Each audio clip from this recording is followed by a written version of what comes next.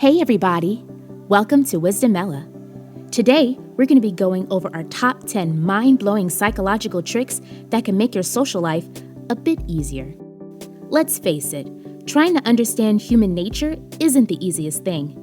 While each of us are the way we are for various reasons, it doesn't change the fact that we all have to ride this roller coaster we call life every day.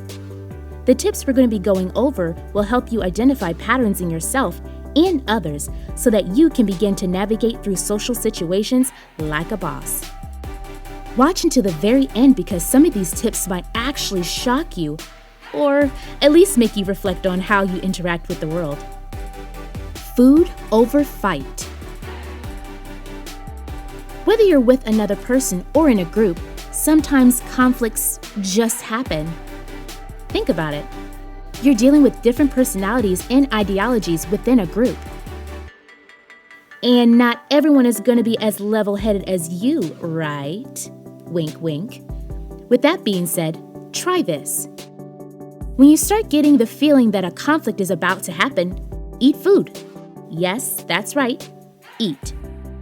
Did you know that eating food while socializing can help promote relaxation and a sense of contentment? It can change the mood. You are giving off the impression that you are calm and comfortable. If someone is pissed off with you and you start chomping away on some food, this can actually help keep the conflict at bay.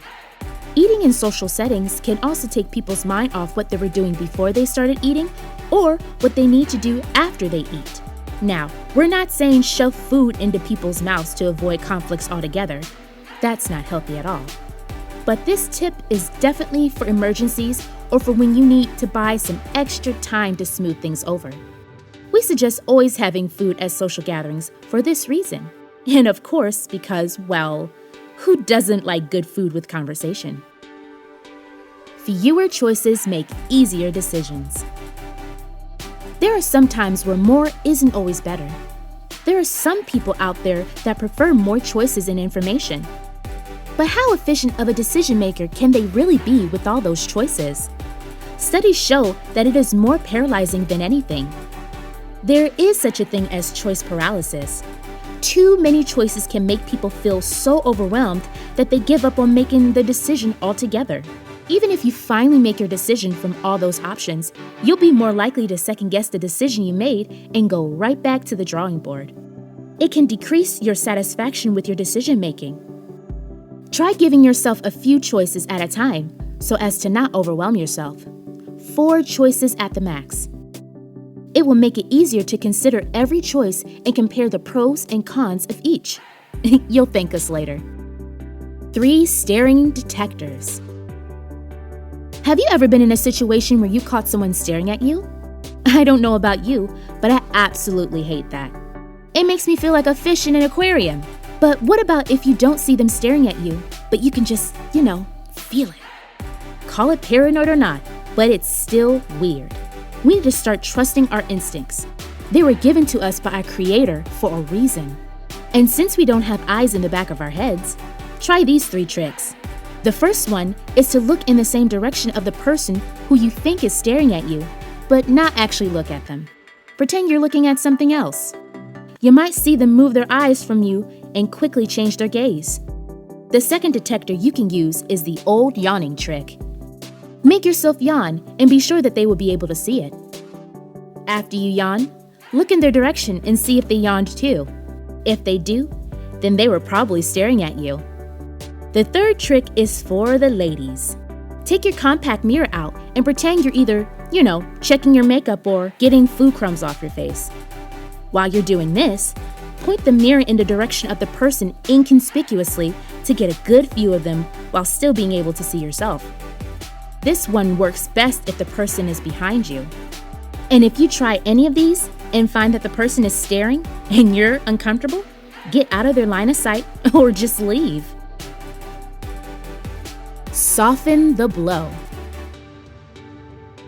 So let's say you're in a group setting and you feel like someone might become aggressive towards you or your boss is about to let you have it in a meeting.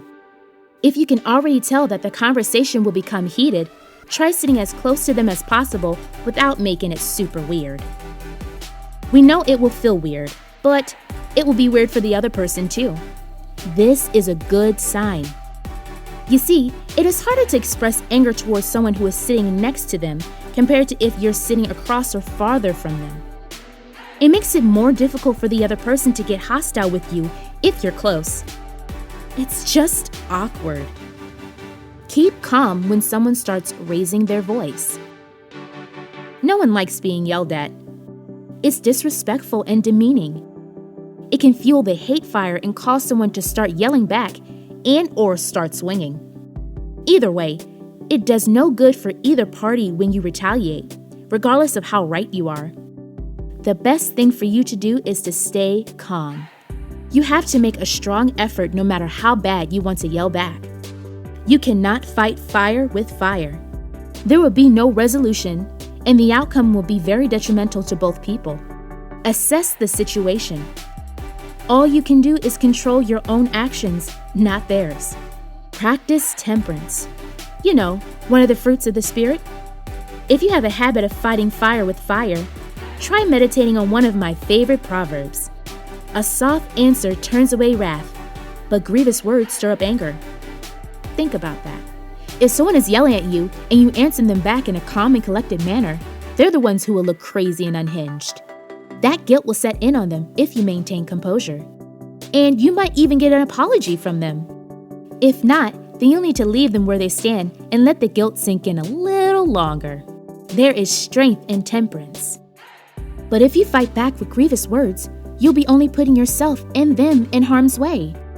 Yelling matches can lead to boxing matches, just saying. We're trying to keep the peace here, right? If you're getting value from what you're learning so far, make sure to subscribe to the channel so you can get more wisdom nuggets. Okay, let's get back into the video. Say their name, say their name. Is it just me, or do you have a hard time remembering people's names right after being introduced to them? The last thing you want to do is say, "Hey, you." One way to help with this is when you're introduced to someone, try using their name a few times right away to get it in your brain. Not only will it be easier to remember their name, but you'll get an extra bonus. When you say the person's name as you're talking to them, you make them feel special and included. It grabs their attention and is a great way to engage someone you just met. And of course, with this, you can't overdo it. You have to make it sound as inconspicuous as possible. Otherwise, you just end up sounding creepy. Get your friend to open up. Having trouble getting your friend to open up to you about what's really going on with them? Well, we've got a trick that can help you get down to the bottom of things. Try asking them a question and wait for them to respond.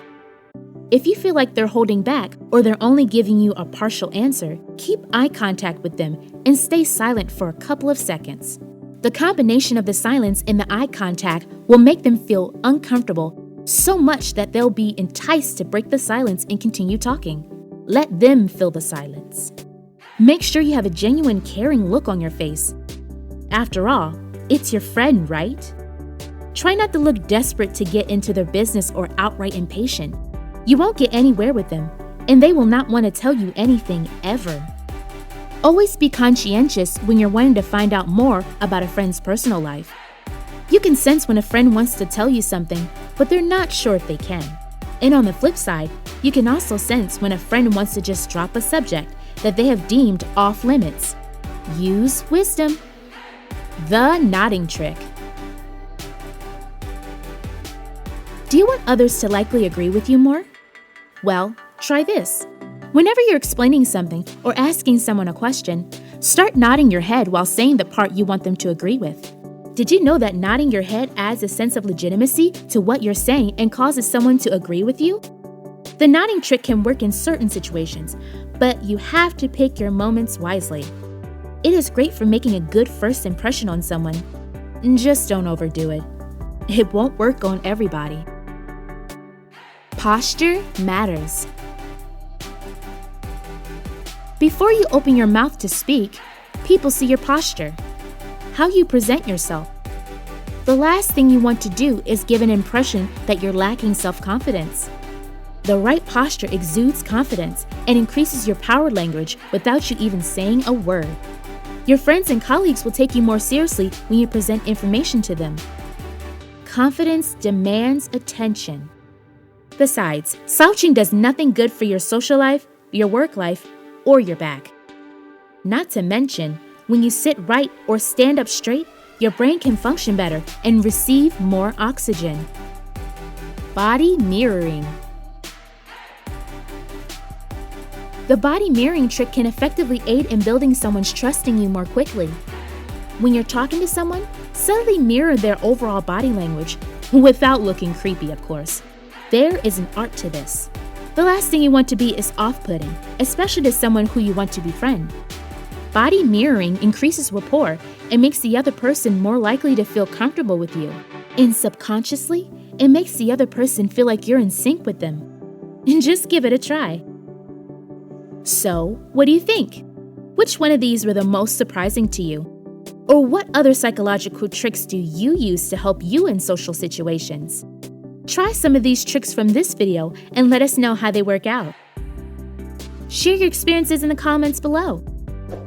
Subscribe and turn on notifications so you don't miss wisdom nuggets like this and much more.